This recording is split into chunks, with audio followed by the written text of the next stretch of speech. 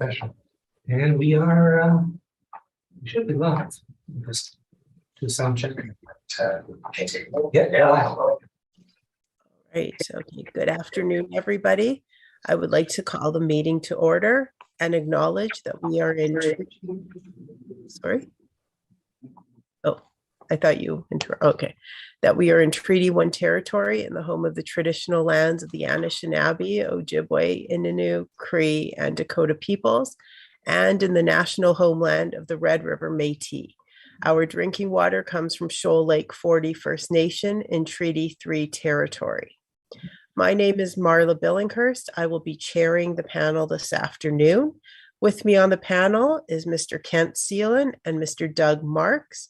This recording secretary is Mr. Jason Robertson, and the city assessor is Mr. Ken Wong. We will be hearing applications for revision of the assessment roll in accordance with the Municipal Assessment Act. The matters for which revision is requested have been described in each application, and we will limit discussion to those matters.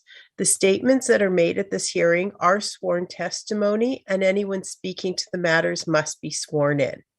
Be advised that comparisons of assessments of properties are not considered evidence of market value by the Board of Revision. The Board of Revision is appointed annually by Council and is independent of it and the city administration. It makes its decisions on the basis of the evidence provided at this hearing and issues a written order that will be mailed to all parties as soon as possible. Please note that the board's decisions with respect to an application may be appealed to the Manitoba Municipal Board if the matter pertains to assessed value or classification, or to the Court of King's Bench if the matter pertains to the application of exemption from taxation. Should you wish to appeal, information on how to do so will be included with the board's order. With respect to the hearing process, I will confirm the points of appeal with your property to be addressed with each applicant following the swearing in. We will then have the assessor's testimony, followed by questions that the applicant may have, and then the applicant's testimony followed by questions. Each side will have an opportunity to summarize if they wish. Once all of the evidence about an application has been brought forward, the applicant may leave, and the process will repeat for each item on the docket today.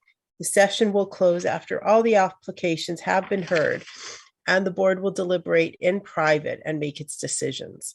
You will receive the board's decision by registered mail as soon as possible. As information, all public hearings are live streamed, recorded, and will be part of the public record. We will be hearing items 1 through 8 on our docket today. Mr. Robertson, please affirm the assessor and the applicant's testimony. Thank you. Mr. Assessor, please state your full name. Ken Wong. Do you affirm that the evidence you are about to give at this hearing is the truth, the whole truth, and nothing but the truth? Yes, I do. Mr. Applicant, please state your full name. Trevor Smith. Do you affirm that the evidence you are about to give at this hearing is the truth, the whole truth, and nothing but the truth? I do. Thank you. You may be seated. All right. The first matter on the docket this morning is 10 Valhalla Drive. Mr. Wong, please proceed when you are ready. Okay. The subject property is 10 Valhalla Drive. The roll number is 040-019-30000. It's a residential apartment block that's 3 stories, or actually 8 stories high. And it's built in 1968, and it has 140 suites with 125 indoor parking stalls and 25 outdoor parking stalls. On page 3 is a picture of the subject property with its location. Just located by Henderson and Chief Peguis Trail. On page 4 are some pictures of the inside of the property.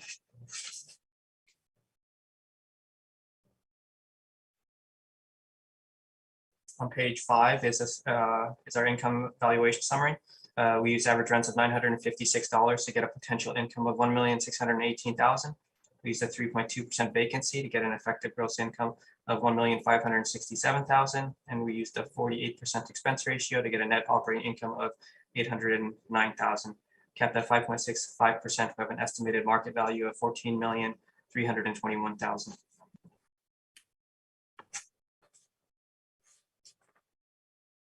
On page 6 are our rent comparables, showing that the rents we've used are in line with what's in the market.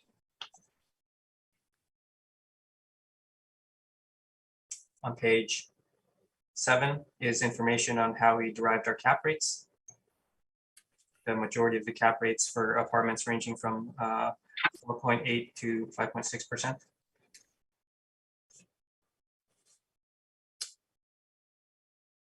On page 8 are some cap rate sales, which range from 3.6 to 5.77%. These cap rates substantiate the cap rates that the model has applied for valuation.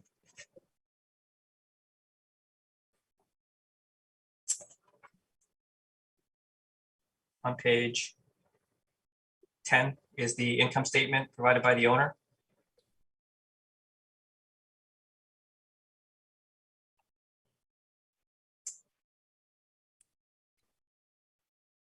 There, if you look at the top, their rental income is 1,591,000. When I believe that is inclusive of vacancy, because when I calculate their rent roll, their rent roll times 12, it works out to 1,671,000. So it appears that the rent income is inclusive of vacancy. And as you can see, there are discounts applied above the rental income.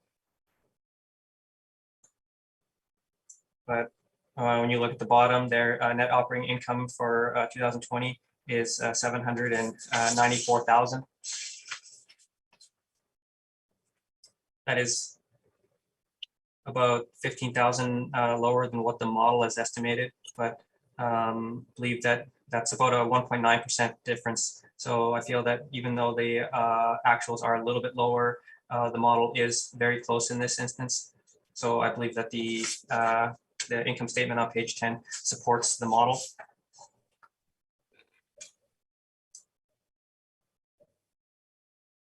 So their income is in their actual income is in line with the model. Like I said, a little bit lower, but pretty close. And the cap rates are supported by the market. So I ask that you maintain the assessed value at 14,321,000. Thank you very much. Thank you. Mr. Smith, do you have any questions for Mr. Wong? Just a couple, I guess. So as you had noted, the actual income for the property is somewhat lower than that projected by the city. Yes. So when I look at, and I'll just run through this quickly. If we look at the rent comparables on page number 6, I had a quick glance at these. Comparable number 1, there, 5 Valhalla Drive. That's River East House, owned by Thorwin, and that particular property, the rental units have been fully renovated with updated kitchens with granite countertops and stainless steel appliances, new flooring, new bathrooms. When a property is renovated like that, that will typically drive a higher rental income, correct? Possibly, yes. Okay. So the second comparable, 225 RV Bay, Sunrise Towers, managed by Edison. This one is not renovated, and the average rent there is $903. Would that be more indicative of the subject? Potentially. Okay. And then the third one, again, this is fully renovated property managed by Globe, Tempest Apartments. And again, it's just a higher average rent. Those are really all of my questions, I guess. Thank you. Thank you very much. Mr. Seelan, do you have any questions? Yes, what's the closest comparable that you have to the subject property? Which is the best or closest comparable property? I guess for the rent comparables, Yes. I guess it would be 5 Valhalla.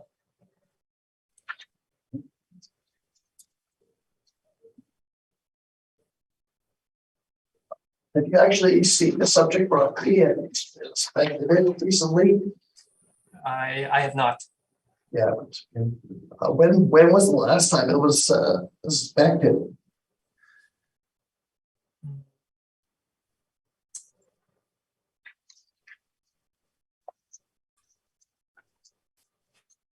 I think it was looked at in 2017.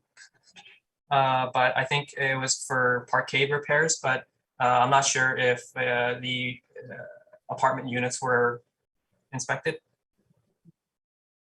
What about the comparable property number one? When was the last time it was inspected? I'm not sure. Okay, thank you. That's all my questions. Okay, thank you. Mr. Marks, do you have any questions? Yes, just one. And all your calculations are model driven? The cap rates? Yes. Yes. Okay, thank you. No further questions. I have no questions. So Mr. Smith, please proceed with your presentation when you're ready. Thank you, Madam Chair. So 10 Valhalla Drive that we're dealing with here. This is known as Valhalla Towers. It is located more or less at the intersection of Henderson and Chief Douglas Drive, the bridge there. Fronts on Henderson, and the offshoot is Valhalla Drive, just to give you locational directions. This is actually shown on page 13 as well, if you need to orient yourself as to the location of the property. That is the one that we're dealing with. The property was originally built in 1968. And we have a total of 141 rental units in the property, 94 of those being one bedroom units and 47 of them being 2-bedroom units. Subject property has underground parking, a small social room, and kind of an older style fitness room. This is in keeping with a number of the comparables provided by the city, where they had underground parking as well. The difference with this particular property is it is in generally very original condition. They have not undergone a renovation program for this property, and you can get a good indication of this with the photographs of the property as we go through them here. So obviously there's the main one of the exterior on the front of the brief. You flip to page 4, you can see the common hallway. This is what all of their hallways look like. Basically, it's concrete block. And the carpeting, I'm told, is original. It's a wool carpet that they've managed to keep in place in the property since that time. It's not that the carpet is in terrible condition or anything like that. It's been well cared for, but it is of its vintage, and and typically would have been gone long ago. Now let's move into the units themselves. Again, we're not looking at property that has been renovated. I think the city has one photo of a unit there. That's actually, I believe, is a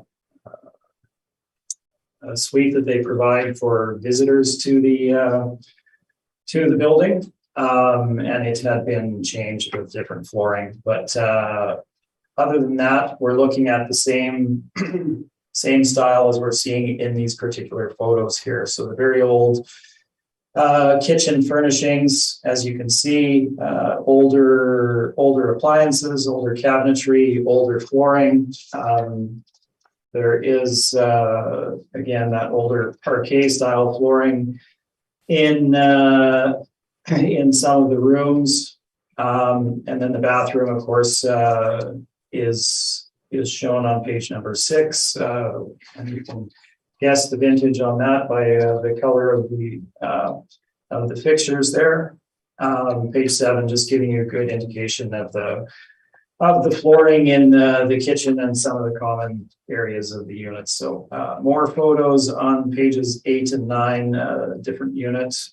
And you can see that it's in keeping with the original one. So this is what units look like on the inside. Obviously that flooring gets worn over time, and you can see this on page 10 as well.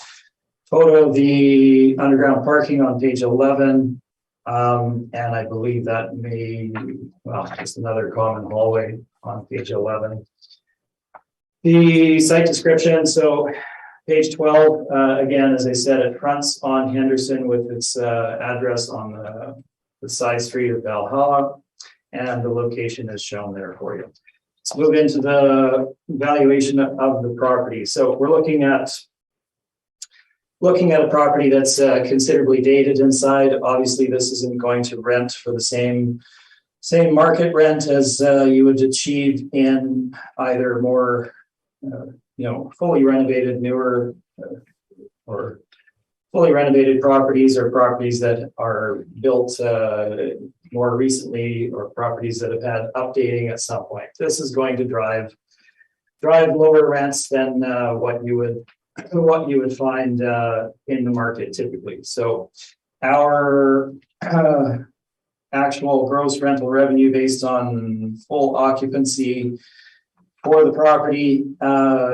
is $1,567,358 based on the actuals less the discounts. That is not inclusive of vacancy. Vacancy isn't included in the statements as provided. So let's look at the market. Is the overall average rental rate of $926 appropriate? Well, I give you the CMHC stats here. Obviously, it's a rather large area, so you can see that it falls somewhat below that, which is indicative of the finish of the property. And then if you flip to page 16, I give you quite a number of comparables to the subject with comments with regard to each of them. We have 1-bedroom rents ranging from a low of $888 up to a high of $1,009, and 2-bedroom rents from $918 running up to $1,390. Now, $1,390, that is a new build apartment on 839 Panet for 2-bedroom units. We have renovated units at $1,036, $999. 1,082 for the 2-bedroom units, and obviously lower on the 1-bed side. So when we look at the average rental rate of $926 for the subject property, it certainly fits well within these comparables. All of these comparables are in that East Kildonan area to keep them as relevant as possible to the subject. So the in-place gross rental income of $1,567,358 we feel is appropriate and does match market rent levels for what you would normally achieve on the market for the subject property. Subject property's been owned by the same ownership group for quite a number of years, and has been well managed over that time frame. So it's not that they've been delinquent in raising rents; it's that they're achieving what the market tells them they can achieve on this property. We include the parking and laundry revenue in our valuation, of course, as shown on page 16. We move on to the expense side, page number 17. The 3.2% vacancy that the city of Winnipeg allows is certainly in keeping with the marketplace. We're not in disagreement with that.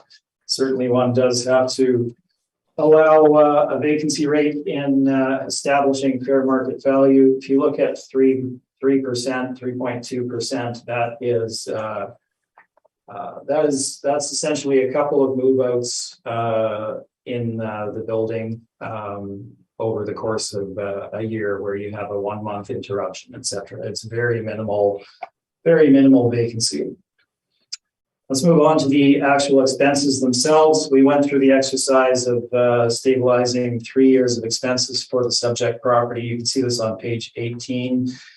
Where appropriate, we've used 3-year averages in order to arrive at a stabilized figure for the valuation date of 2021. You can see those figures in the right-hand column. And the notes on the right-hand side as to how they were done. Property tax, obviously we use the actual. And we've made an adjustment to the property management figure for the subject property to reflect market at 5% of effective gross income. Below that, it's quite low, obviously. The repair and maintenance for the property, obviously you've seen the finishes, date of them, etc. If we look at the repair and maintenance line, 2018 equates to $301 per unit. 2019 is $562 a unit. 2020 is $286 a unit. These are exceptionally low amounts devoted to repair and maintenance. The kind of typical standard is in a range of 1,000 per unit up to 1,500 per unit. Obviously, it can be higher or lower than that, but when we look at these figures, they're considerably lower than what one would expect. So we've made that adjustment to 1,000 per unit to reflect typical market expenses. I know that it looks like a large jump, but it's on the low side of what would be appropriate in the market. So our final expense number of $790,988 amounts to 51.62% of the effective gross income, based on the actuals and appropriate market evidence. We move on to capitalization rate. I won't run through this, as we are in agreement with the city on the capitalization rate of 5.65% for the subject property. So we can jump forward this to page number 24. Summarizes our valuation on the left-hand column with the city's valuation on the right-hand side. And you can see that our final market value comes to $13,119,000 net operating income.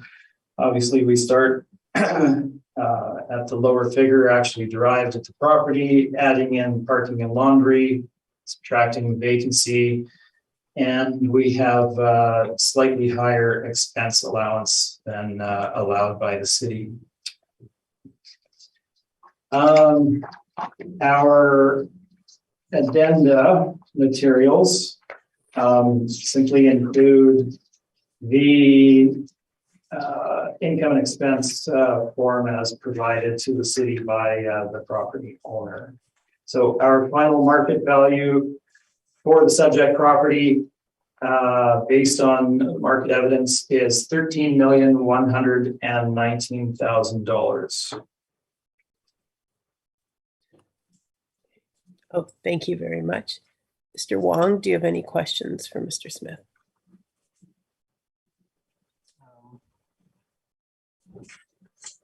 Sorry, I guess on your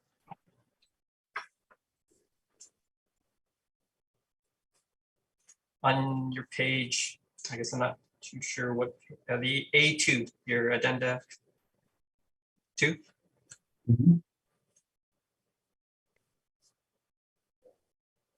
So the indicated, I guess, net operating income is 794,000. Well, again, we're looking at different means of arriving at that, right? So I've seen the figures that are included in here, and you can see how we've arrived at our net income for the property as well. Okay, so that's indicating 794, and I guess for the valuation, you're stabilizing at 741,000. That's correct, yes. And with regards to the income for the property, like I took their rent roll and I calculated like $1,671,000, and their rent income is $1,591,000. Do you know if, like, it looks like that number includes vacancy? Do you know if it does or if it doesn't? My indication is that that does not include vacancy. Okay, but you don't know for sure? I'm not. I'm 98% positive, but I can't categorically say that. No. Okay. That's all. Certainly, the question has been asked, and from what I understood, the vacancy wasn't there. Thank you. That's all my questions. Okay, thank you very much, Mr. Seelan. Any questions? No questions, Madam Chair. Thank you. Mr. Marks, any questions? No questions at this time. Thank you. Thank you. Is there a need for summary from either party? No. No, thank you. Okay, thank you very much. We can move on to the next matter then. At this point, we will, I guess, go to number 25 Valhalla Drive.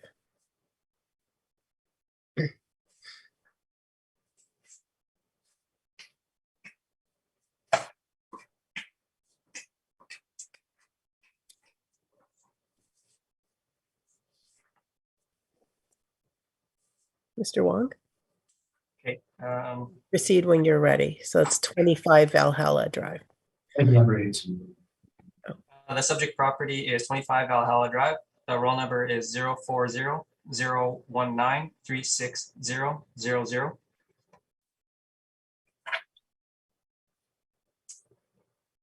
It's this is a residential apartment.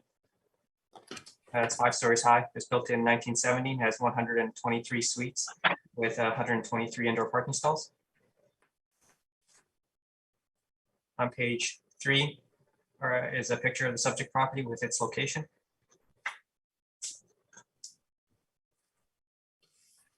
On page 4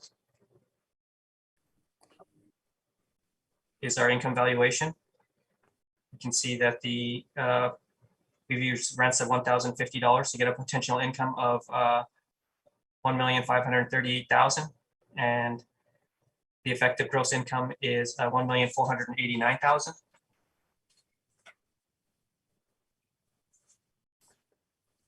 You go to my page 9.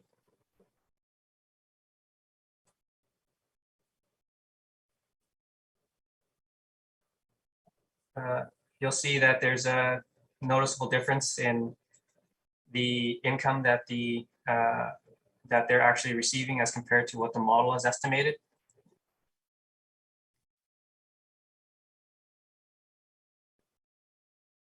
In order to sort of, in order to recognize this, I've taken a look at the applicant's information, and he's calculated a value of $13,544,000. I think the value that the applicant has calculated after review, it appears to be correct. Or I'm in agreement with it. So for this particular property, I would accept the value that the applicant has presented at $13,544,000. Or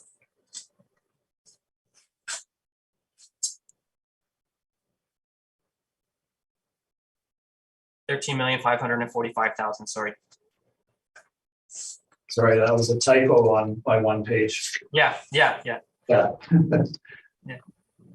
So yeah, $13,545,000.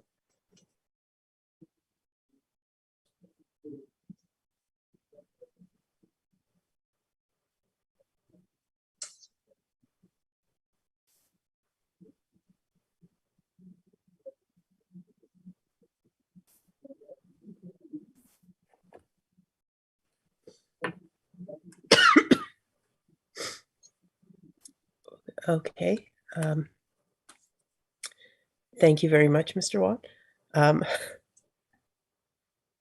Mr. Smith, do you have any questions for Mr. Wong? No, I do not. I certainly appreciate the city recognizing that valuation. Oh, thank you. Mr. Seelan, any questions? No questions, Madam Chair. Okay, Mr. Marks? None at this time, thank you. All right. Mr. Smith?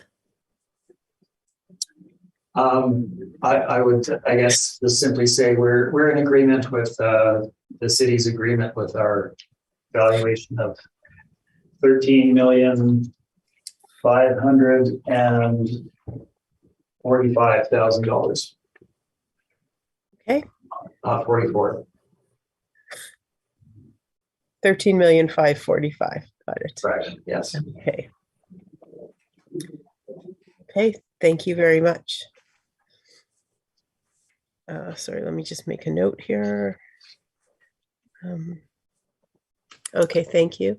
Mr. Seelan, any questions for Mr. Smith on this? No questions, Madam Chair. Okay, thank you, Mr. Marks.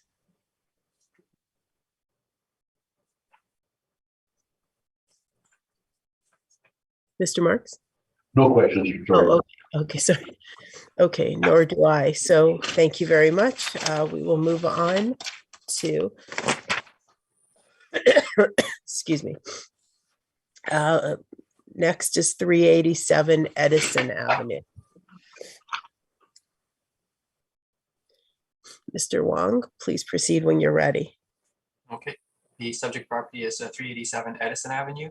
The roll number is 040-003-35500. It's a residential apartment block. It's 2 stories high. It was built in 1963, but we have an effective year built of 1978. It has 16 suites with 12 outdoor parking stalls. On page 3 is a picture of the subject property with its location. Okay, it's located in the North Kildonan area off Henderson. On page 4 are some pictures of the inside of the property. It's from the property manager's website.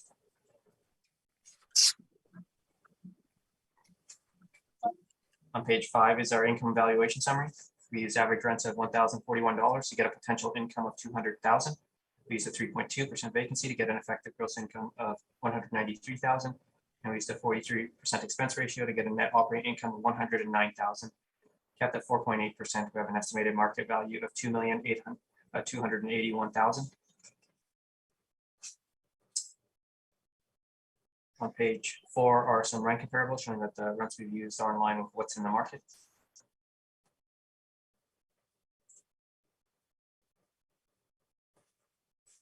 On page that's page 6. Page 7 is some information on how we calculated our cap rates. On page 8 are some cap rate sales.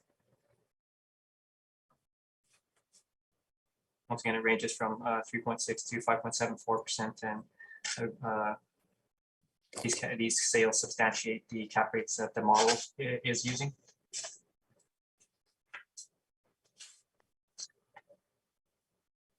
On page 10 is the 2020 income statement provided by the owner.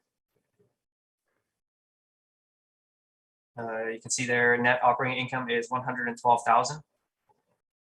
But at the very bottom of the page, it says vacancy and bad debts have not been deducted from the annual income received. So if you remove their vacancy, which is about 5,375, their net operating income is actually about 107,000.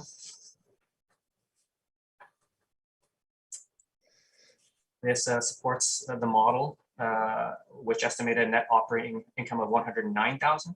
So it's almost spot on. So the actual NOI supports the model, and the cap rates are supported by the market. The cap rate that we've used is supported by the market. So I ask that you maintain the assessed value at 2,281,000. Okay, thank you very much. Mr. Smith, do you have any questions for Mr. Wong? Just very briefly, on page number 8, the capitalization rate evidence, and I wasn't able to delve into this prior to the hearing, but the one sale certainly jumps out at me, 700 St. Mary's Street. Do you have any further background on that property? Has it subsequently been renovated, or just wondering how that one could be so much different than the others? I'm not sure if it was renovated afterwards or not, but I guess in my experience with appraisals and appraisers, it seems like they do use properties that were sold and renovated afterwards for cap rate analysis. So I feel that it is on the lower end, but for me, it's not out of the ordinary. Right. Okay. So just to address that point, then, when we look at the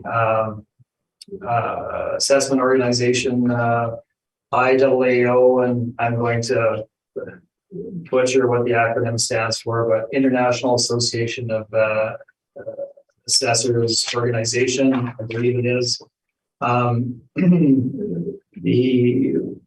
They have, and I of course haven't provided it here today, but they have a section that covers sales that should be excluded for consideration as true market cap rates, and one of those items is properties that have been purchased for improvement and renovation, and subsequently changing their revenue stream. I realize that's not a question. Is that an accurate statement, I guess? I'm not sure. Okay. And again, I didn't provide that information, so I certainly understand that. And then I had one other quick question, not question really, again. 510 Burnell, it's my information in looking at this, that this was a sale between related parties. That would disqualify a sale such as that, would it not? If they were related parties, Okay. I'm not sure if they were. Okay, those are all of my questions. Thank you very much. Thank you. Mr. Seelan, do you have any questions for Mr. Wong? No questions, Madam Chair. Thank you. Mr. Marks? No questions this time, thank you. Nor do I. So, Mr. Smith, please proceed when you're ready. Thank you, Madam Chair. So 387 Edison Avenue. is the property we're dealing with here today. If you look at the front of my brief, you can see the exterior frontage of the subject property. And we can move into the brief. Page number 3 summarizes a bit of detail for you. The 2023 assessment is $2,281,000. In 2020, we had appealed this property, and 2018, you can see the results there. 2020 was reduced to 1.9 million, subsequently appealed to the Muni Board, as was the 2018. Property was originally built in 1963, and we have a total of 16 units, 7 one-beds and 9 two-bedroom units. Our market value for the 2023 assessment as of April 1, 2021 is $1,799,000. Now, I realize this is below the 2020 assessment, but our value was not in agreement with the 1.9, and we have subsequently appealed that to the municipal board. The detail of the property, Edison is an interesting case. There's quite a large number of apartment blocks on Edison. Certainly in this particular section, there's a kind of a string of them. It's kind of a localized little market. They do tend to have more vacancy in there given the competition between them, and certainly they have had to offer discounts to the rates in order to draw tenants into the property. Something to keep in mind. The photographs of the property begin on page 4. Front and rear of the building, fairly standard 2-story walk-up. You can see the interior beginning on page 5, with the common area hallway, and the interior of the units. Fairly standard, not ancient, not brand new. In terms of the finishings for the subject property. So overall, it would be in average or good condition, essentially. So fairly straightforward. Site description shown on page 9. You can see where how it sits on the property, and then our location in East Kildonan shown on page number 10, kind of mid-block between Henderson and Gateway on Edison itself. So let's move into the valuation. I realize that time is valuable here, and we don't end up being significantly different in terms of gross potential income. So unless the panel wishes me to go through the market leasing analysis in detail, I will leave it at that. Our gross rental income of $196,053 is the in-place income. Once we add the parking, laundry, and storage revenue to that, we come out ever so slightly higher than the city's gross potential income as projected. So we'll leave that aspect at that. We move on to, pardon me, thank you. The expense side of the equation. Subject property, as noted earlier, had vacancy amount for the subject year of $5,300 and some dollars. And I haven't run the math on that, but it's a little over 2.5%, between 2.5% and 3%. On fully occupied property, very in keeping with the 3.2% as utilized by the city, and in keeping with the stats. The property has had more vacancy previously. We're not going to ask for any additional vacancy allowance, but certainly the 3.2% is appropriate. The expense allowance, page 15, we have the 3-year stabilization. You can see that where appropriate, we've used the 3-year averages where there's no set trend, either declining or increasing.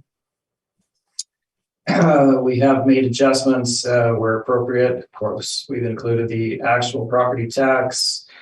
And for the repair and maintenance, again, very low repair and maintenance numbers for this property, not in keeping with standard market practice.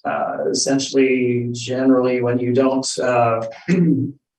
invest in the repair and maintenance of the property, it over time will decline, which will impact your ability to generate that revenue, which will obviously lower the potential market value of the property. So being at certainly at kind of the lower end of market norm at $1,000 per unit, we believe would certainly be appropriate for this property. This gives us our stabilized expense budget of $96,467, just under 50% of effective gross income, which I believe, yes, shown further on. We can move from there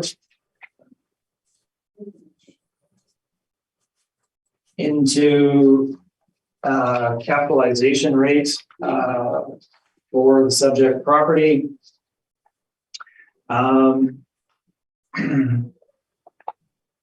We have a couple of pieces of evidence for you. We've done our own market study of true capitalization rates based on the in-place income and expense of the property at the date of sale, where the properties were not purchased for future renovation and increase of the return to the purchasing party. So these are true cap rates, and they do represent, again, the actual income and expense of the property as of the date of sale. So our first property is 708 Kildare Avenue. This property traded in 2020 with 65 units.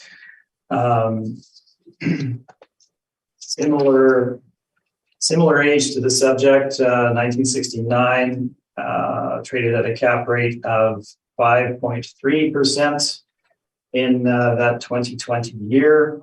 So we're in the COVID timeframe there. The total number of units there is 65 versus our subject property at 16. Certainly a good comparable. Second comparable, 512 Balmoral, trading in 2018, 28 units, a little newer, 1972. And I'm sorry, this is an error. The actual cap rate, that cell was not corrected, is 5.9% for that particular property. Which property? I'm sorry? Which property? Balmoral. It's 5.9%? That's correct. 803 St. Mary's is our third one, 2019 sale, 5.2% cap rate on a small 6-unit property, originally built in 2018, so very new property. Only 6 units. 227 Ferndale is number 4, and we're looking at 2019 sale, a little older, 1946, 5.5%. 2391 Portage Avenue is number 5, again a little older at 53, 17 units, 2018 sale, 5.7%. And finally 1139 Grant, 5.5%, property of roughly the same vintage, 1962, well located in the River Heights area, 16 units, 2018 sale at 5.5%. So these are all recent transactions of true True market sales are range being between that 5.2% up to 5.9%. This is very typical of market activity. Are there transactions that happen below and above that? Yes, of course, there's some that will fall outside these bounds. Some will be below that mark. For reasons, either they're exceptionally good properties or they're purchased for other potential renovation, and obviously there'll be some that will be higher than this. But this is the typical range that we find in the marketplace. So that is what we're looking at when we look at the main market, commercial brokerages of Colliers and C.B. Richard Ellis in terms of their capitalization rate reports that they put out. What I've given you on pages 17, 18, and 19 is a bit of a timeline. So when we look at page 17 and the Colliers evidence, and we look at low-rise apartments, we're looking at a capitalization rate range of between 5.25% and 6% in 2016, 5% and 6% in 2018 and 2020. So again, this closely mirrors what we're providing as our market evidence. You flip page to C.B. Richard Ellis, beginning on page 18 and on to 19. And you look at the Winnipeg statistics for low rises, 2016, they're showing between 5.5% on the low end for low rise A's to 6%, 5.75% to 6% for low rise B's. Moving on to 2018, similarly 5.5 to 6 and 5.75 to 6% for this 2018 year. 2020, more importance. But just to show the trend, we're looking at low-rise A's between 5.25% to 5.75%, and low-rise B's between 5.5% and 6%. So again, closely mirroring what we're presenting as market evidence for the subject property. Both of these organizations are national and international in scale. They do an excellent job of investment sales, and they do have a good handle on the market as far as what typical investors are willing to pay and what that translates to into a capitalization rate based on their market presence. So that's the background. When we look at the subject property, is it an exceptional property? Would it drive the lowest end of the cap rate range of, call it 5%? No, it wouldn't. It's a property that was originally built in '63. It has obviously changed marginally since then, and that they have updated at some point in time the units. They're not fully recently renovated or anything of that nature. So we don't see that it would drive the top end of the range, or rather the bottom end of the range at 5%. Equally, it wouldn't fall at the bottom end of the range at 6%, but certainly we don't see it falling outside of the range at 4.8%, as indicated by the city. Our judgment based on our review of the property is that a cap rate at midpoint of 5.5% is certainly applicable, and we've applied that in our valuation on page 21. And you can see this comes to our market value of $1,799,000. And the addenda, I believe, just includes the income and expense for the property. And that is my presentation. Thank you. Thank you very much. Mr. Wong, do you have any questions for Mr. Smith? No questions. Thank you, Mr. Seelan. No questions, Madam Chair. Thank you. Mr. Marks? My question's been answered. Thank you. Okay, great. I have no questions either, so thank you very much. We can move on to the next matter. 441 Edison Avenue.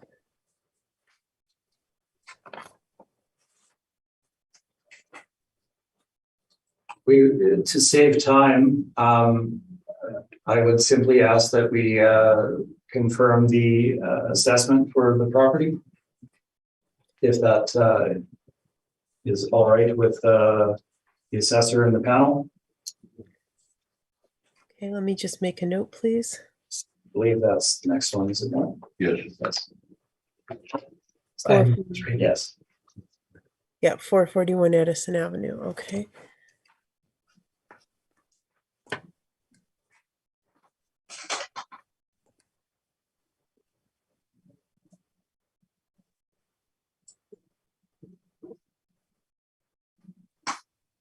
Yeah, that's fine. Madam Chair, I think he still has to read it into the rule. Yes, that's what I was waiting for, Mr. Wong. Nice try. You're not getting out of it that easy. Okay, the subject property is 441 Edison Avenue. The roll number is 040-003-43000. And I guess I would ask for the assessment to be confirmed. Okay. Thank you. Mr. Smith, any questions from Mr. Wong? I have no questions and we're in agreement with that. Okay, Mr. Seelan, No questions, Madam Chair. Mr. Marks? No questions. Thank you. Okay, nor do I. Okay. Yes. Agreement. Okay, thank you very much. Okay, the next matter on the docket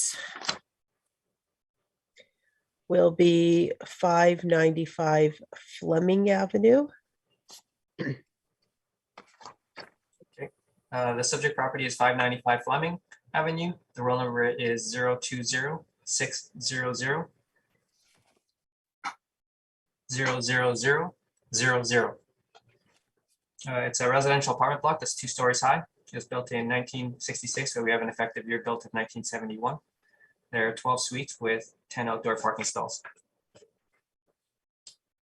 On page 3 is a picture of the subject property with its location. It's just in East Kildonan off of Gateway.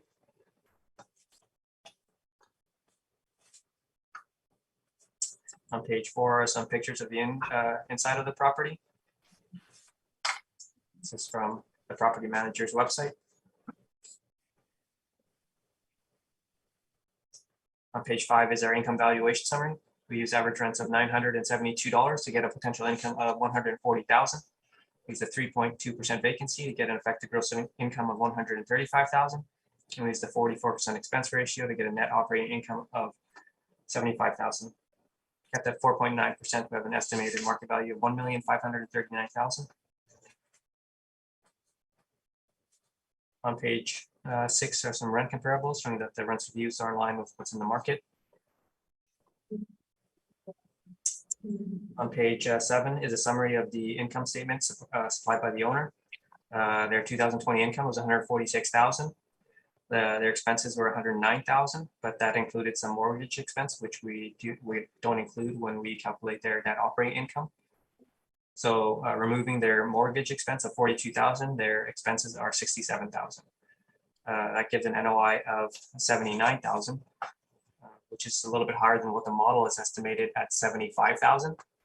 So their actual performance supports the model. On page 8 is information on how we derived our cap rates. And on page 9, some cap rate sales, which substantiates the cap rates that the model uses.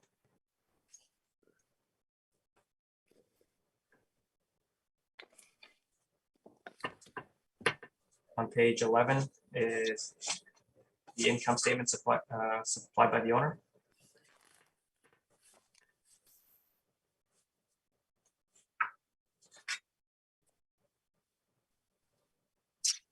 So once again, their actual NOI at 79,000 supports the model NOI at 75,000, and the model cap rate is supported by the market. Therefore, I ask that you maintain the assessed value at 1,539,000. Thank you very much. Mr. Smith, do you have any questions for Mr. Wong?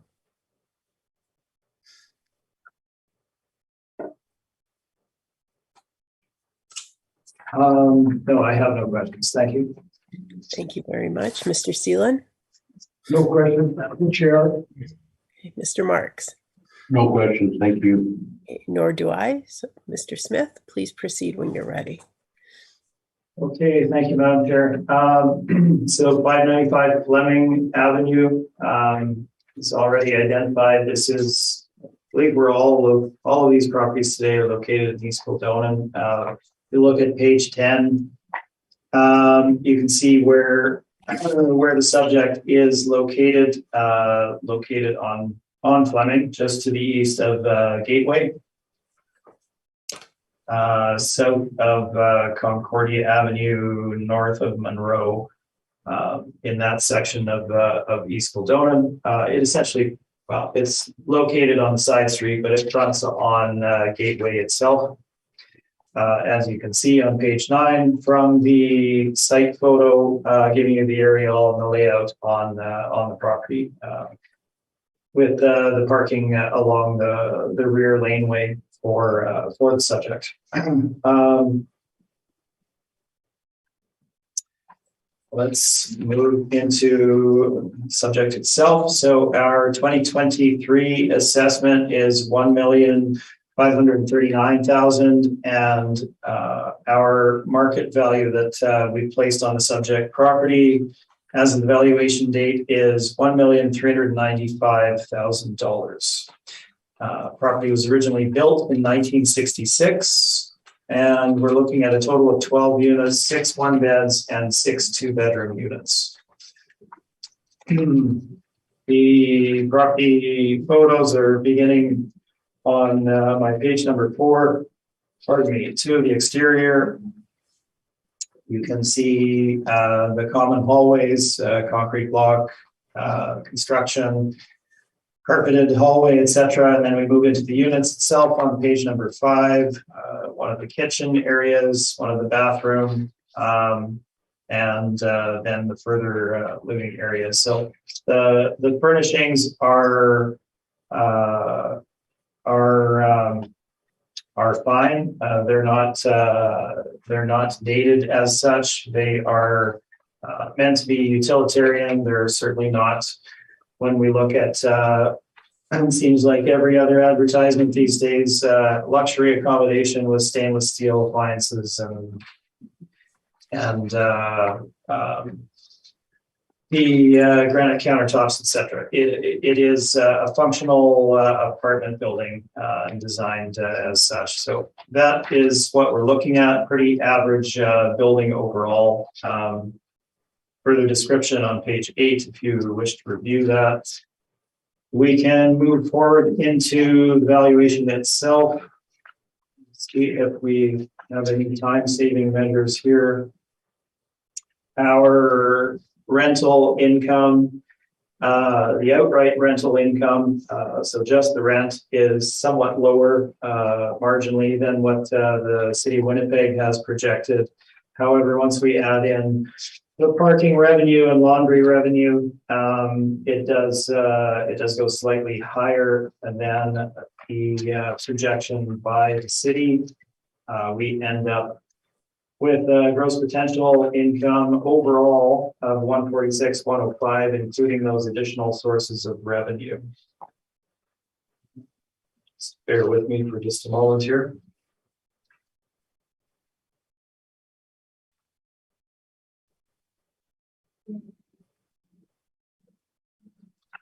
You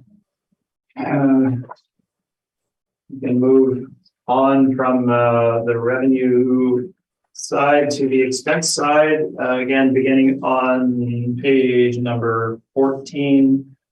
As always, in valuation, you do need to account for market vacancy, whether the subject has it in the reference year or not. For all properties, as typically over time, they will achieve that. Certainly the property has had vacancy. So we're in agreement with vacancy rate of 3.2%. Moving on to page 15%, we have a 3-year stabilization of the actual operating expenses for the subject property for the 2021 valuation year. As you can see, where appropriate, we've used a 3-year average where there's a clear trend in value, either increasing or decreasing, and a reason for that. Then we will reflect that in our value. Obviously, they have some pretty minimal amounts for some of the categories here. However, it is what it is. We have obviously included the actual property tax amount, and we come to an expense budget of $64,732, stabilized, just under 46% of effective gross income.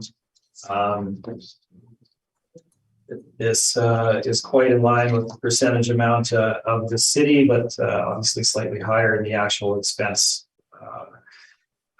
dollar figure. Now, let's move on to the valuation again. The capitalization rate.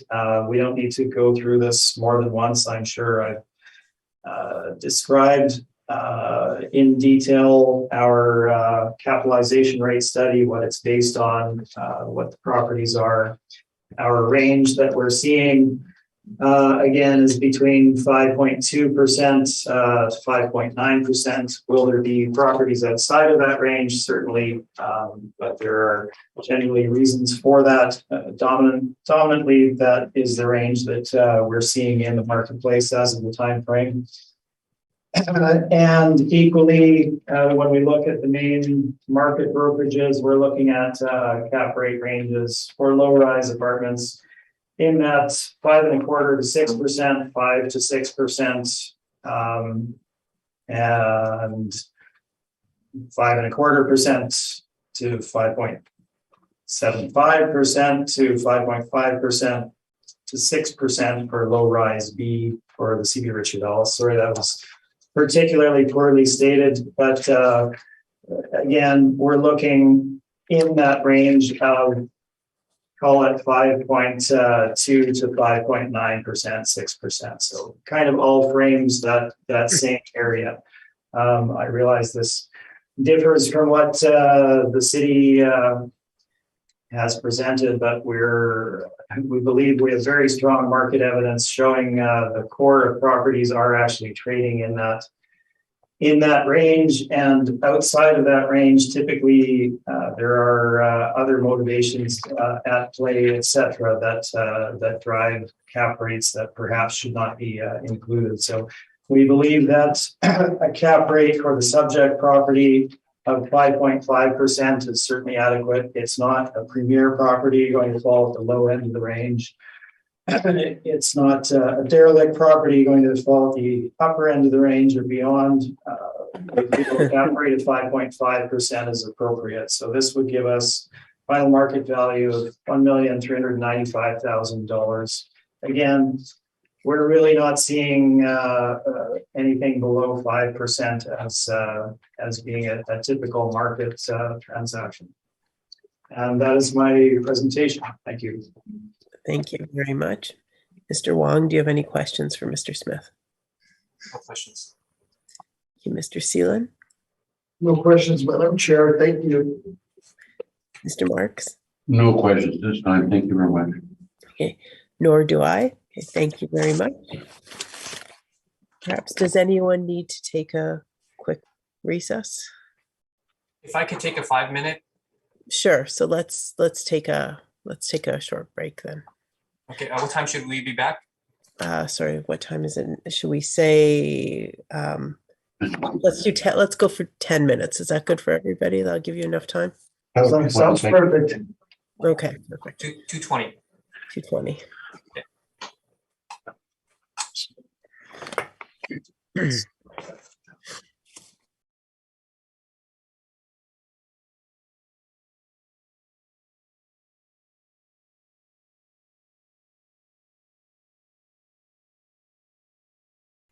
All that area. Yeah, there is. This,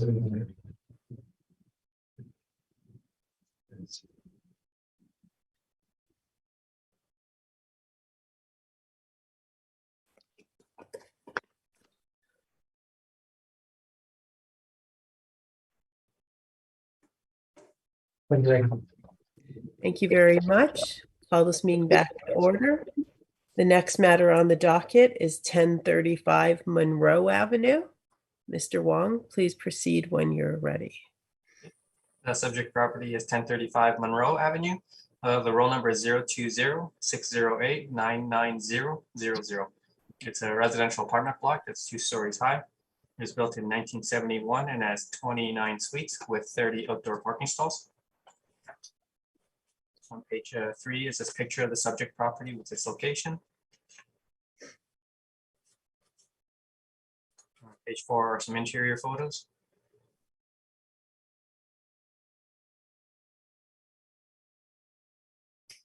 On page 5 is our income valuation summary. We use average rents of $918 to get a potential income of $319,000. We used a 3.2% vacancy to get an effective gross income of $309,000. And we used the 48% expense ratio to get net operating income of $160,000. Capped at 5.05%, we have an estimated market value of $3,175,000. On page 4 are our rent comparables. It shows that the rents that we've used are in line with what's in the market. Sorry, that was on page 6.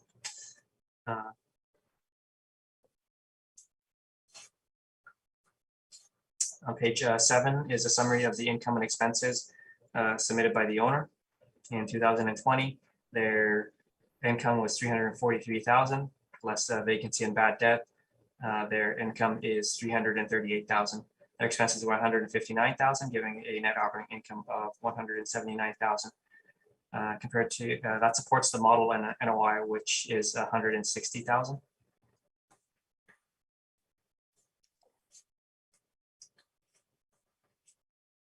On page 8 is information on how we derived our cap rates.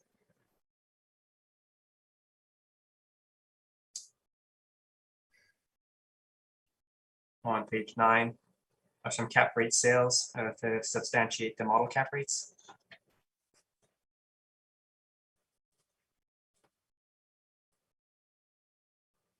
On page 11 is the income and expense mailer from the property owner.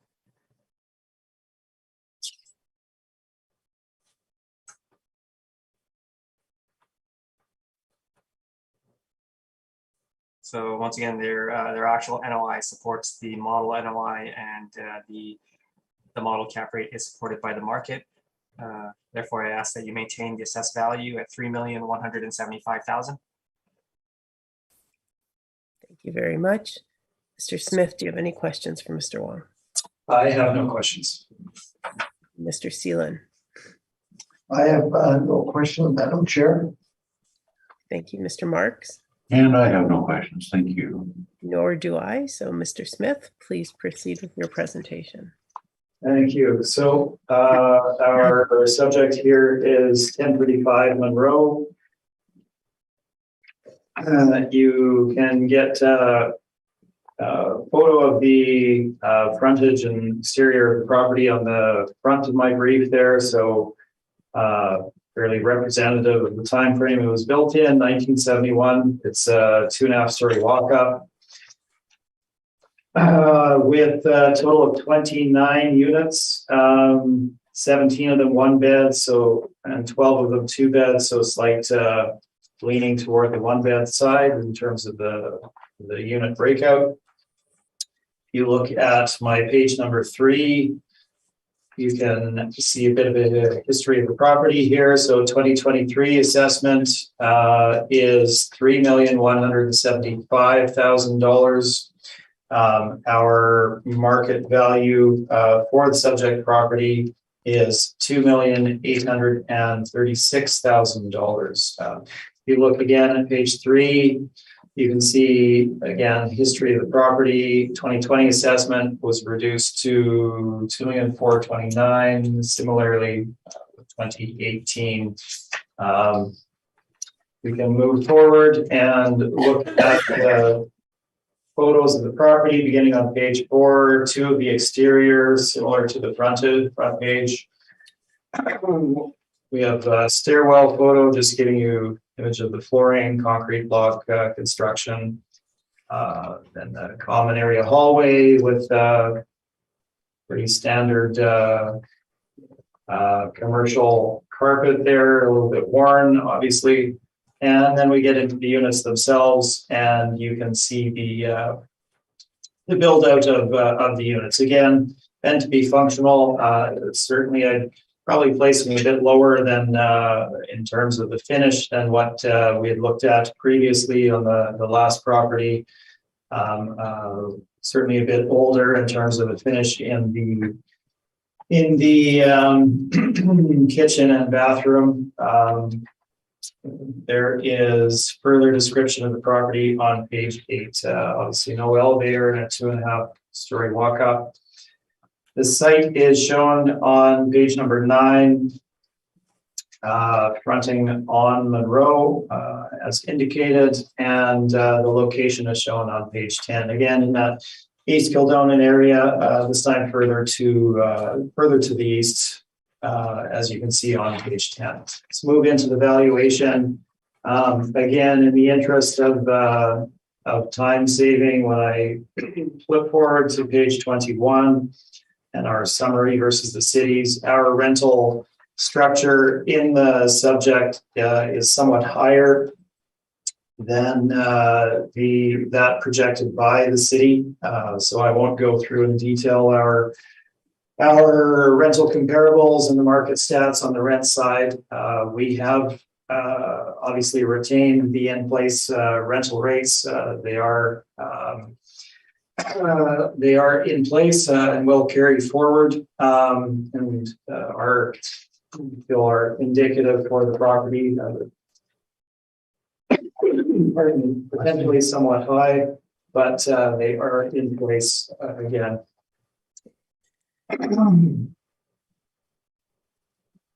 Moving forward to the expense side, we are in agreement again with the 3.2% vacancy.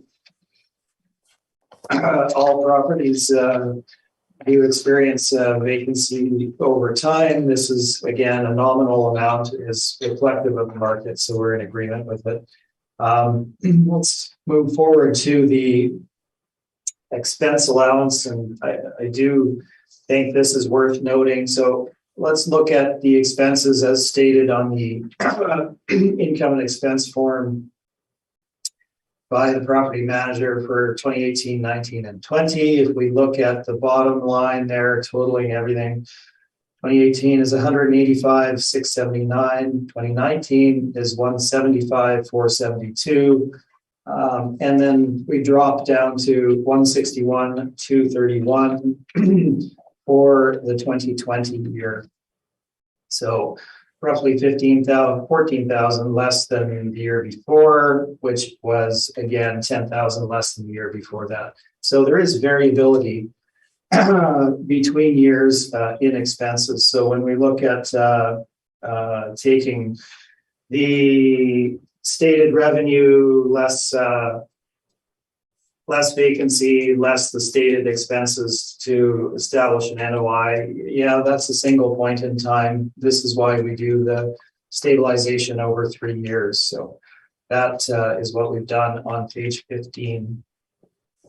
I will point out there is a minor difference in my amount of 161,231 versus that stated by the owner. I did plug in the actual amounts and tabulate them using my spreadsheet and they came to 161, 231. So that's why that difference exists. We've used 3-year averages where appropriate, made the adjustment to property management, which brings it down slightly at 5% of effective gross income as a market norm. So that's a drop of a couple $1,000s there in expenses.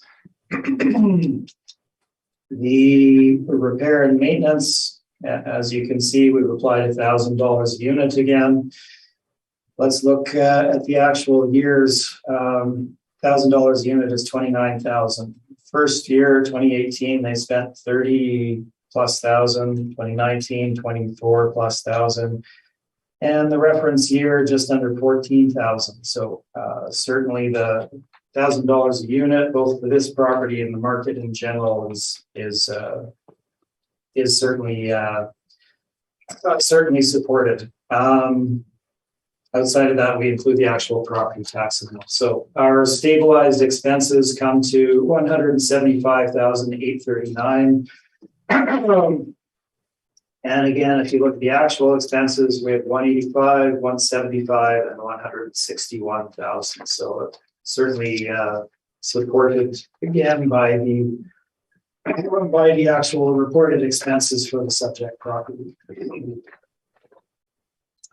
The capitalization rate commentary will remain the same as I've given you already. We don't probably need to cover that a fourth time. So where would this particular property fall? Again, it's located in East Kildonan, and it has a good mix of units between 1 and 2 bedrooms, and on-site parking. It's functional. We believe that a cap rate of 5.5% again would be applicable to the subject property. It's built in 71. The city has 5.05% on this one. We're at 5.5%. So our summary of our valuation falls on page 21. Again, obviously the revenue is higher, expenses are higher, and our NOI is slightly under the city's for those reasons. Capping it at 5.5 gives us a market value of $2,836,000. And the addenda is simply the income and expense form. That is my presentation. Thank you. Thank you very much. Mr. Wong, do you have any questions for Mr. Smith? Questions? Thank you. Mr. Seeland, any questions? No questions, Madam Chair. Mr. Marks? And no questions, please. Thank you. And no questions for me. Thank you very much. Okay. Madam Chair, I'm just going to grab a glass of water for my annoying cough. Sorry.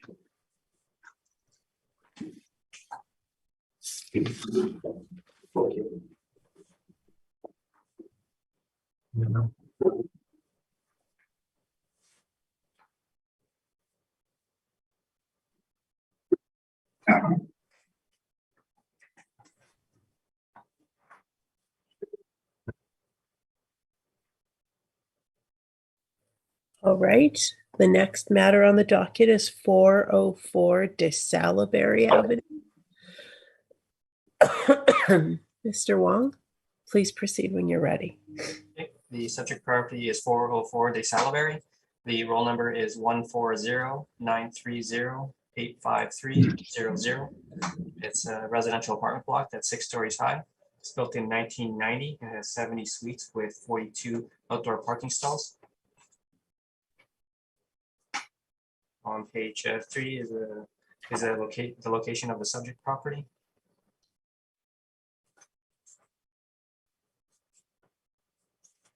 On page 4 is some information on the subject property. This is a nonprofit housing cooperative.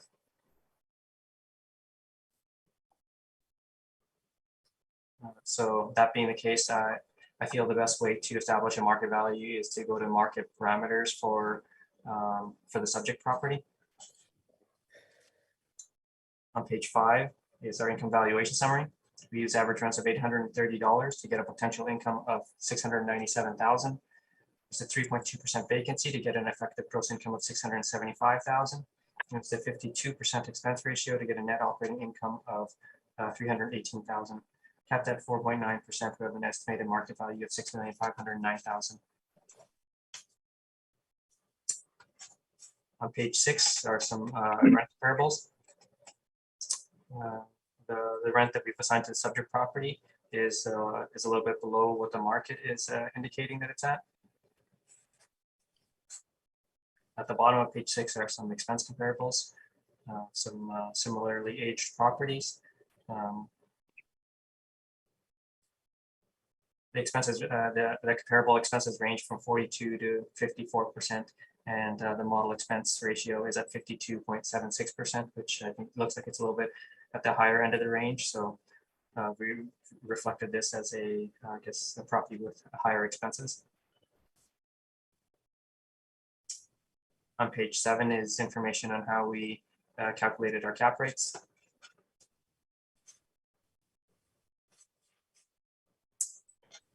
On page 8 are some cap rate sales to substantiate the cap rate from the model.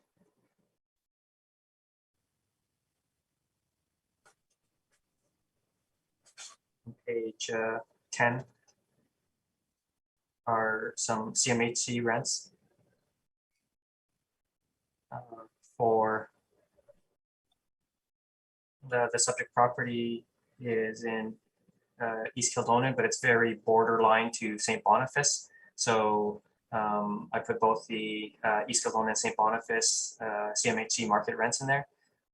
They're indicating that 1 bedrooms are for East Kildonan are $1,004 and 2 bedrooms are $1,237, and for St. Boniface $957 and for 1 bedroom and $1,301 for 2 bedroom.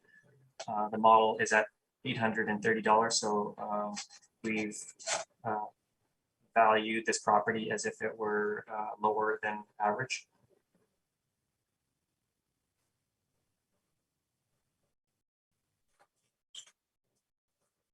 On page 11 and 13 are the income statements supplied by the owner.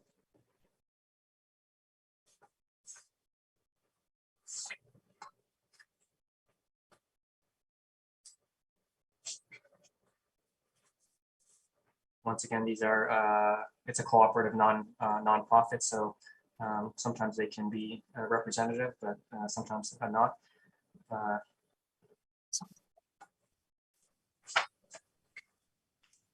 In this particular case, the model rents and the expenses are supported by market information, and the cap rate is also supported by the market. Therefore, I ask that you maintain the assessed value at $6,509,000. Okay, thank you very much. Mr. Smith, do you have any questions for Mr. Wong? No, I have no questions. Thank you. Thank you, Mr. Seelan. No questions, Madam Chair. Mr. Marks, No questions for me. Thank you. or do I? Mr. Smith, please proceed with your presentation. Okay, thank you, Madam Chair. So 404 de Salberry,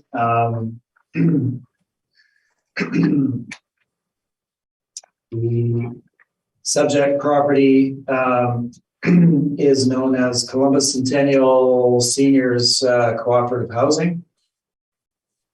It is a nonprofit organization. The property was developed by this organization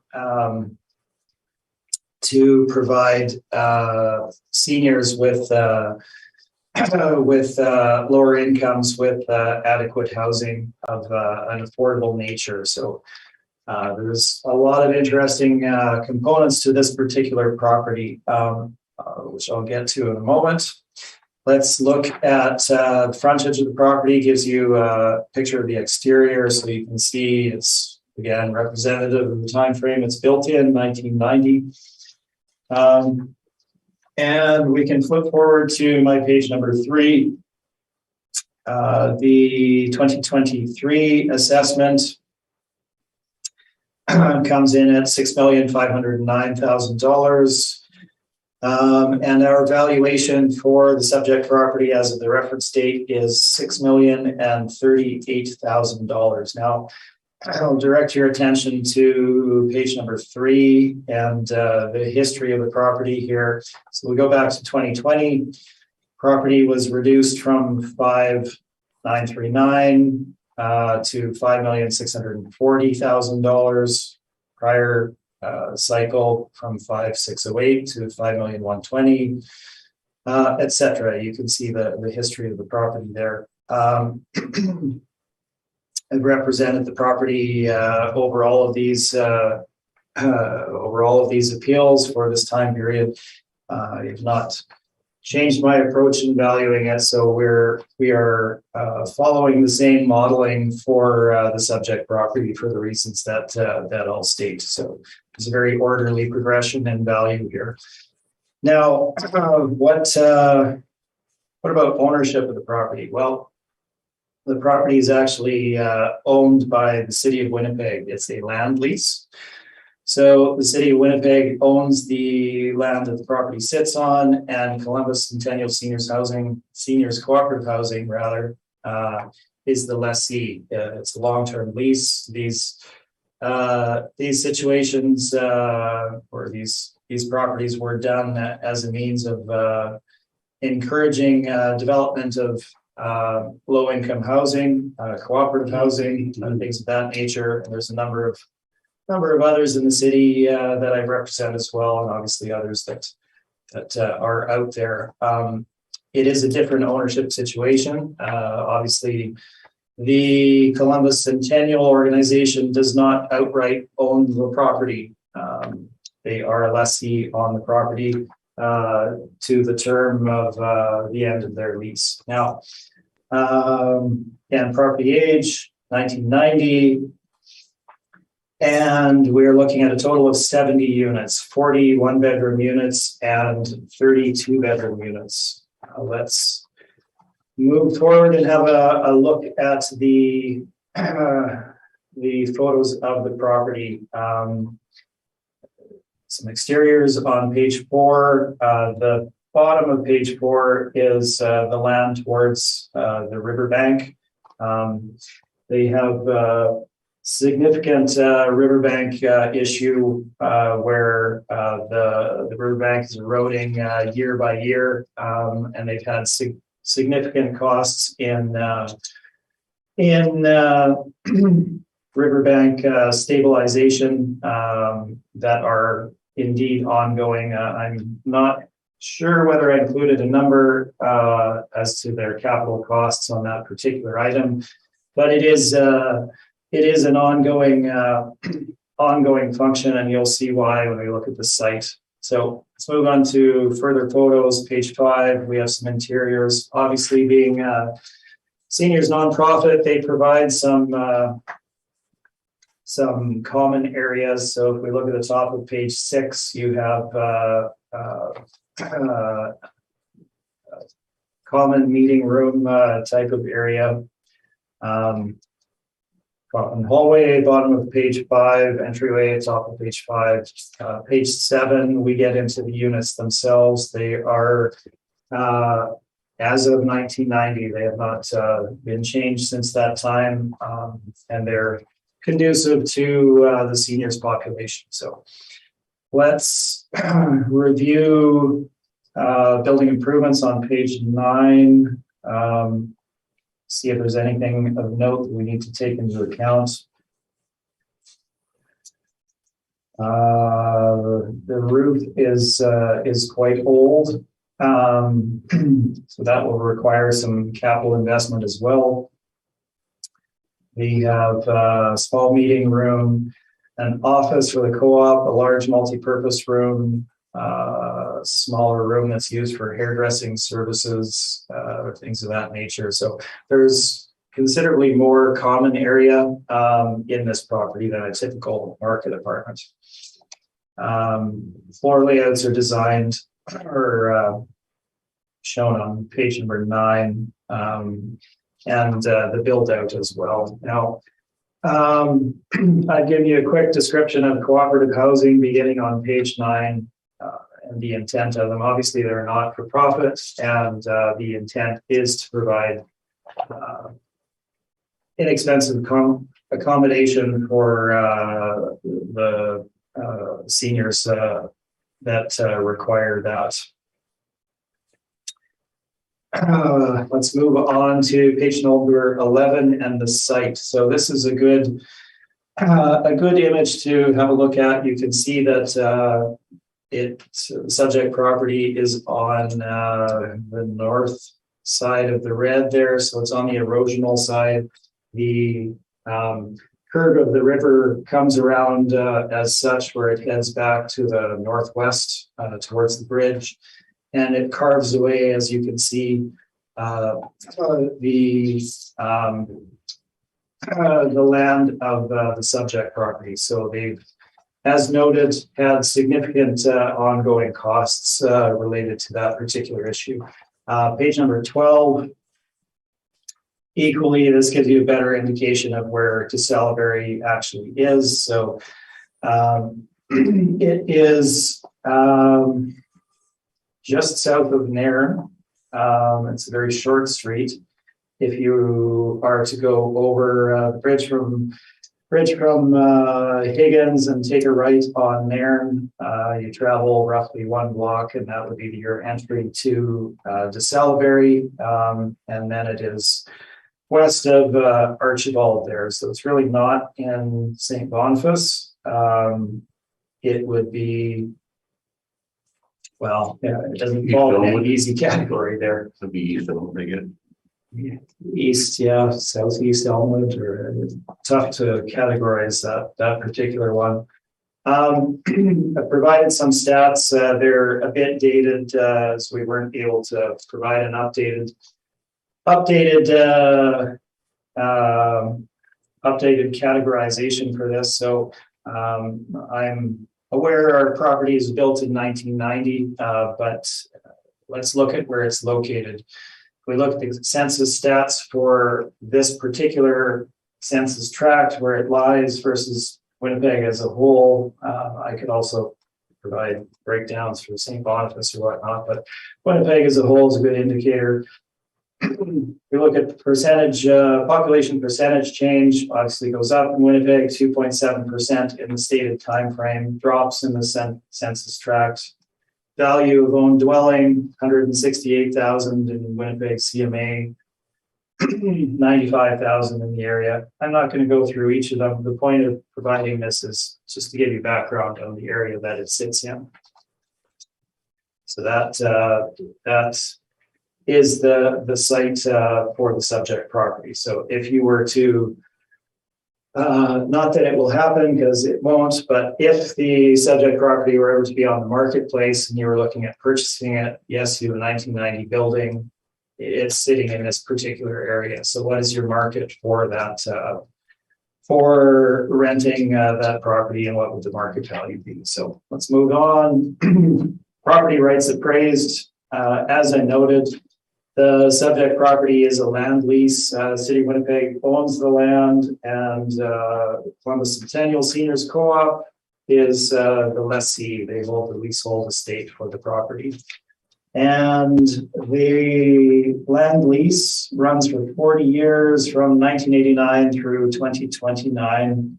At the end of that, and at the end of that lease term, according to the lease document, clause 2, it states all improvements placed on said land shall become property of the lessor without compensation.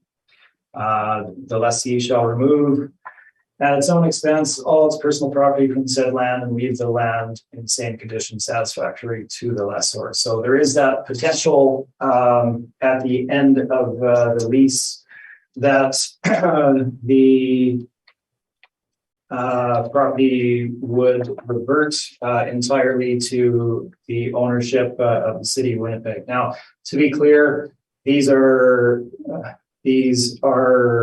built with the assistance of City Winnipeg, providing that land on this long-term lease basis. So in order to get nonprofit, low-income housing out there, that's the intent of these developments. So I'm not necessarily suggesting the city is going to take it back, but there is that potential at the end of the lease term. Now, if and again, it won't happen, as that is not the intent, and it's operated well and won't ever come up for sale as such. If the property were to be for sale on the open market, and the Columbus Centennial were to be selling the property, so what would the position of a potential purchaser be? You're looking at a property that's a land lease that expires in 2029, so valuation date of 2021, so 8 years hence. You have a very gray area as to what may occur. The city didn't provide this land for a developer to come along and turn it into a market apartment, so they may have a different perspective on taking the property back in 2029 at that point. This is the situation that any potential purchaser would be in. So it's not a straight up purchase of a market apartment where you could go in and say, great, I have a 1990 building,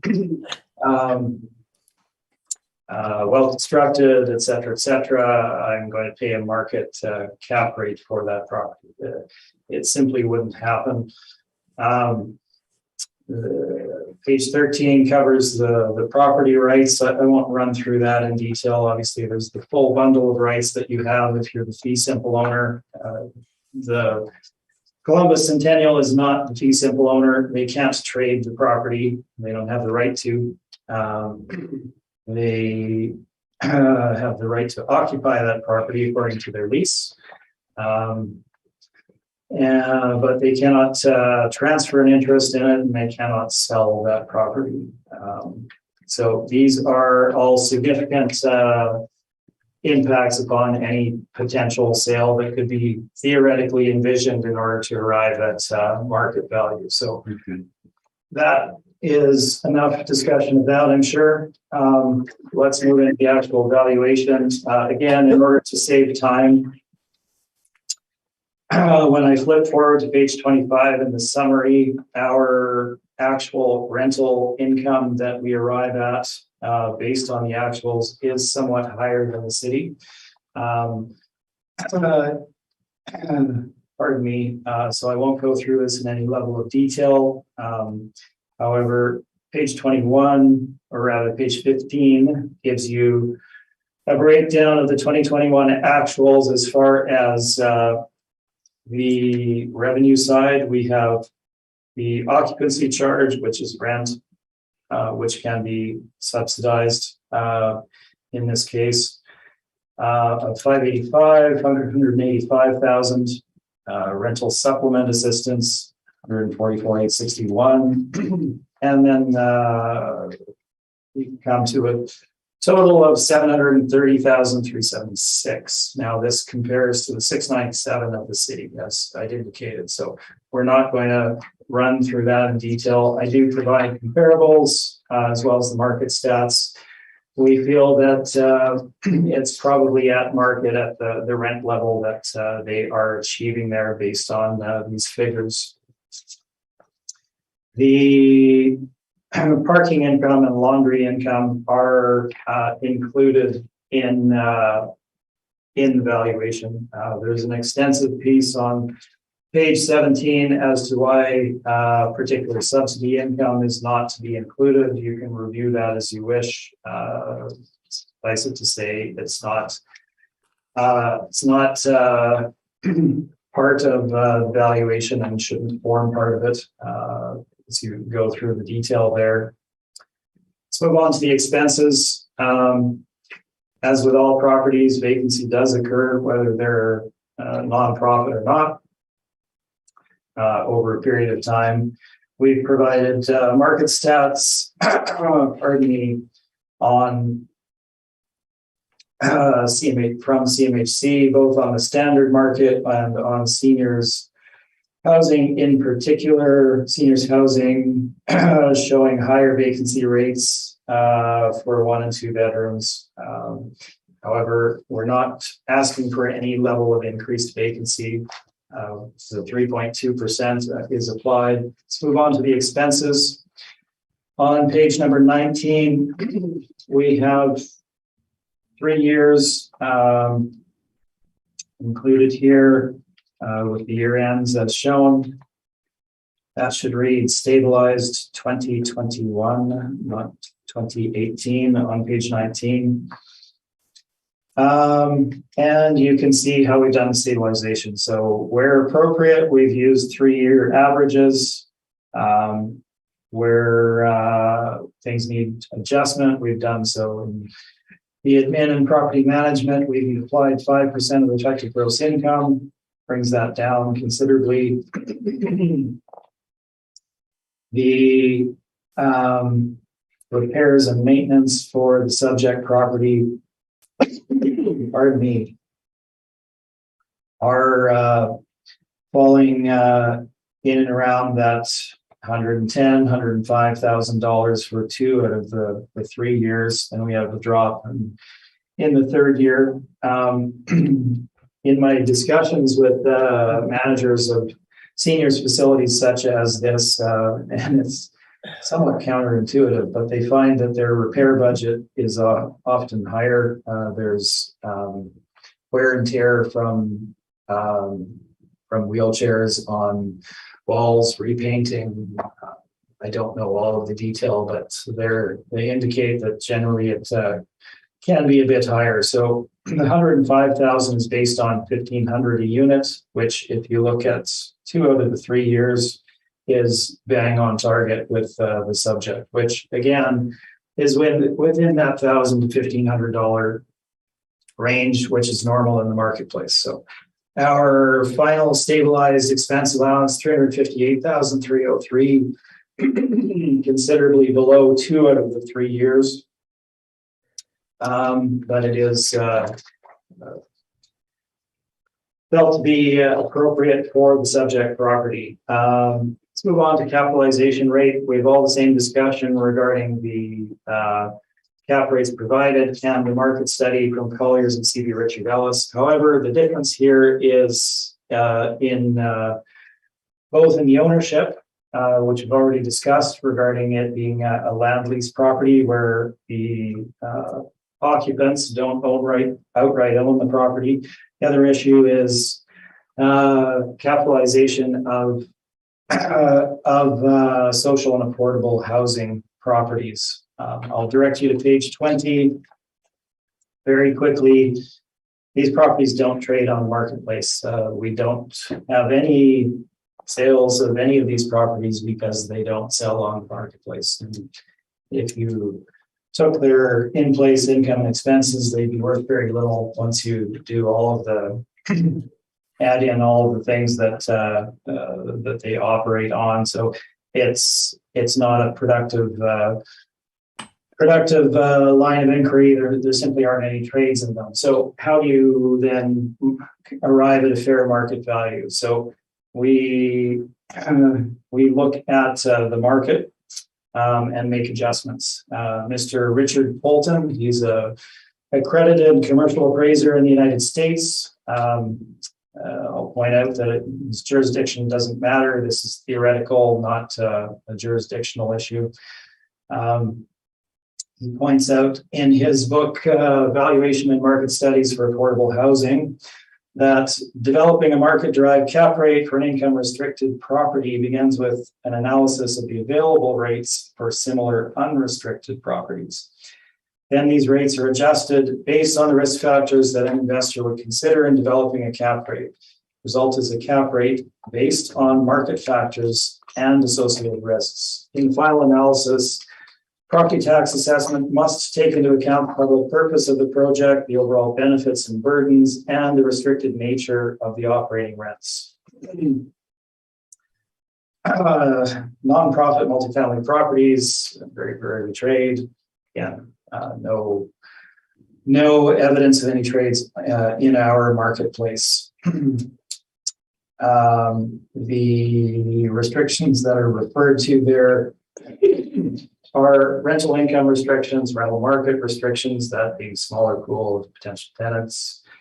Generally, additional operating expenses, generally lower physical condition, and then of course the disposition restrictions that I started to enter into there. So, as an astute investor in the marketplace, are you going to apply the same cap rate, apples to apples, identical property to identical property? If one is the market, pure market apartments, and the other is a nonprofit seniors co-op for affordable housing on leased land that expires in 8 years. No, you're not. There's considerably more risk involved. The occupants have the right to continue occupying at the rates that they are currently paying, etc. You can't make any drastic changes to that in any theoretical purchase of the property. So there's a significant premium that would be applied by any astute investor to any theoretical purchase such as this. So they would assign a higher risk profile when comparing it to a standard market apartment. So when we look at this, we feel we're being very conservative in applying a cap rate of 6% to the subject property for these reasons. So page number 25 summarizes this valuation versus the cities. And you can see, capitalizing our NOI at 6%, we arrive at a final market value of $6,038,000. The addendum materials simply include the income and expense for the subject property, as well as our decision, I believe, from the last cycle, as presented there. And that is my presentation. Thank you. Thank you very much. Mr. Wong, do you have any questions for Mr. Smith?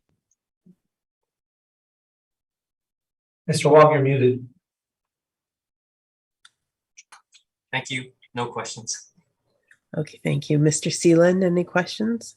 No questions, Madam Chair. Mr. Marks, any questions? And no questions from me. Thank you very much. Nor do I. Thank you very much, Mr. Smith. And the next matter is 160 Johnson Avenue. Mr. Wong, please proceed when you're ready. Okay. I think you're muted. Yeah, just got it. The subject property is 160 Johnson Avenue West. The roll number is 140-829-87100. It's a residential apartment block that's 2 stories high. It's built in 1960, but we have an effective year built of 1979. It has 16 suites with 8 outdoor parking stalls.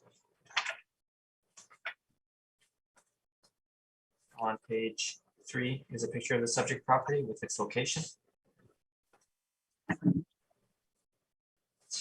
page 4 are some pictures of the interior.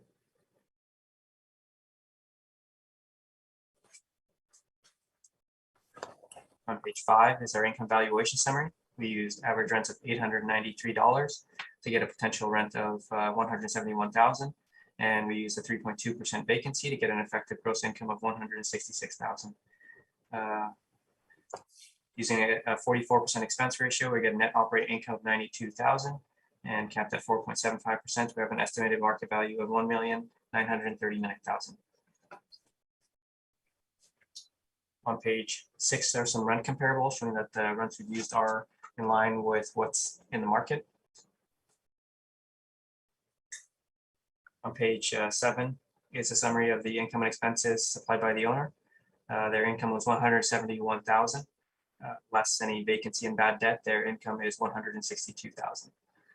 Their expenses are $72,000, and that gives an NOI of $90,000. This is in line with what the model is estimated the NOI to be at 92,000. On page 8 is information on how we derived our cap rates. On page 9 are some cap rate sales to substantiate the cap rates in the model. On page 11 is the income statement supplied by the owner.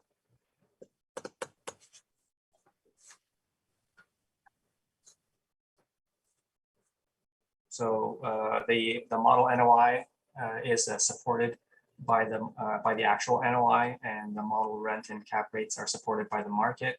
Therefore, I ask that you maintain the assessed value at $1,939,000. Thank you very much. Mr. Smith, do you have any questions for Mr. Roy? I have no questions. Thank you. Thank you. Mr. Seelan? No questions, Madam Chair. Thank you. Mr. Marks? And no questions for me. Thank you. Nor do I. So, Mr. Smith, please proceed with your presentation. Thank you, Madam Chair. So 160 Johnson Avenue.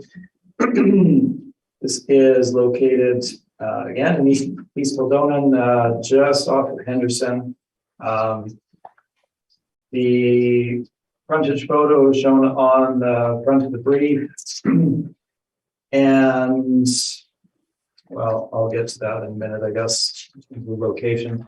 Let's move forward to page number 3 with a bit of background on the property. 2023 assessment of $1,939,000. And our valuation of the subject property as of the valuation date is $1,600,000. Looking at the page number 3 again, we have a bit of history going back through the last 3 cycles with the reductions applied in each of those timeframes. I'll point out that my valuation in 2020 was different than the 1,777,000 arrived at by the board revision. Property was sold in 2013 for $1,065,000. It has had renovations since that time.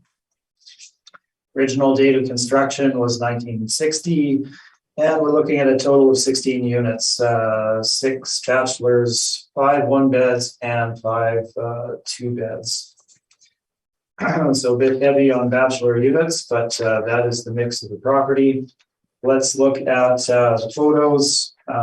So 2 exteriors on page 4, common areas on page 5. It's a pretty standard 2.5-story walk-up.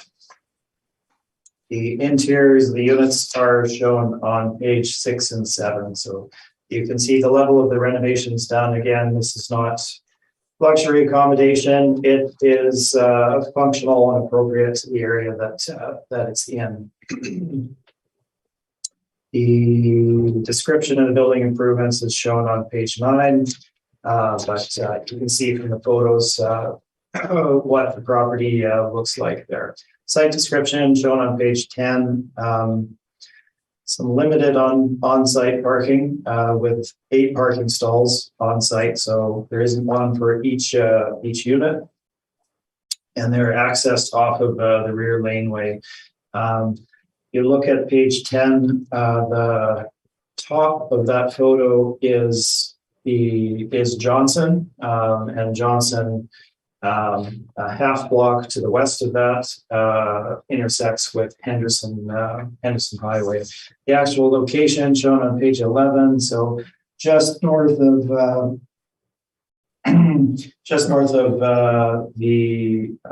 bridge there by a number of blocks. It's 2 blocks north, or roughly 2 blocks north of a lighted intersection there. I'm forgetting the name of that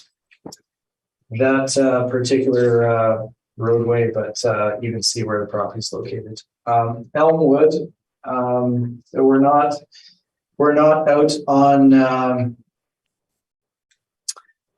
on Valhalla Drive here or anything.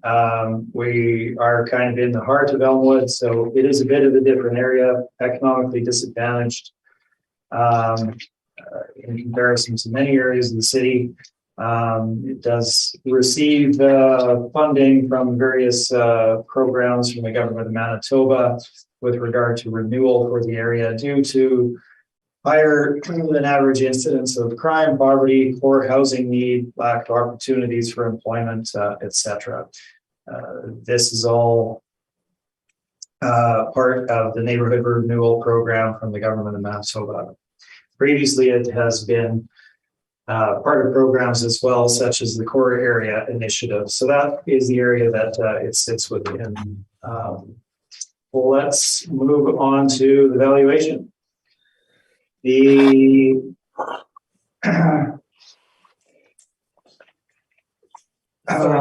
income approach, rental comparables. So we have actual gross rental revenue for the year, 166,557 based on the actual rents charged. The potential rent shown in the income and expense questionnaire is shown as 170,784. That doesn't take into account the discounted rents that are actually applied to the property in order to draw tenants in. So the actual rents at 100% occupancy would be 165.57. The overall average rental rate is $867. Potential rents prior to discounting are shown as $888 for 1 bedrooms and $1036 for 2 bedroom units, $769 for bachelors. We then have our market studies. I'm not going to go through these in detail. The subject property certainly fits within the range, and the rents that they're charging are applicable to the subject. This particular property manager is very diligent in getting the maximum allowable RTB rent registered for the property, but they don't always necessarily charge those rents because they can't achieve them on the marketplace. So they put them in place, but that doesn't mean that they get them. That's where the 170,784 comes from versus the actual. To this, we add the parking and laundry revenue, apply the 3.2% vacancy. We'll point out that actual vacancy and bad debt for 2020 was roughly $9,400 for the subject property versus the 3.2%, which comes to $5,463. So in that particular year, it was higher. We're not asking for that. Just pointing out that there is variation in it. The expenses, we've done the stabilization on page 16. You can see how that's done. Three-year average where appropriate. We've made adjustments to the property management to reflect market and to the repair and maintenance to $1,000 a unit. And our final expense budget is $77,243, which is quite in line with the actuals from the prior 3 years. So we move on to capitalization rates. All of our commentary regarding our cap rate study and the brokerage's cap rate ranges remain the same. So we're looking on our cap rate study between 5.2 and 5.9% as a norm in the marketplace for that particular point in time. The brokerages are kind of showing that 5.25 to 6% range overall for low-rise apartments. Again, the subject property has been renovated, so there is no particular upside in the purchase of this property. Their repair and maintenance is really in line with the market, generally, maybe marginally lower, but quite close. So they do have ongoing repair and maintenance despite it being renovated. So we feel that this, again, would fall in the mid-range of the market at 5.5%.